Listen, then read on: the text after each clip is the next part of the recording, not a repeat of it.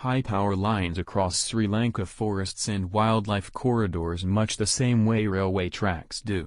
And even as deaths through railway accidents remain a problem, electrocutions are emerging as another threat to elephant lives. The Ministry of Wildlife has stated that there has been an increase in elephant-human conflicts in the last 3 years, and accordingly, 407 elephant deaths and 122 human deaths in 2019. 328 elephant deaths and 112 human deaths in 2020, and 375 elephant deaths and 142 human deaths in 2021.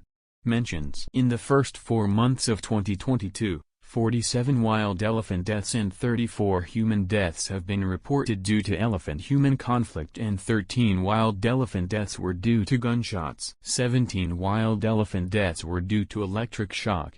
19 deaths were due to hookahs and 08 deaths were due to injuries.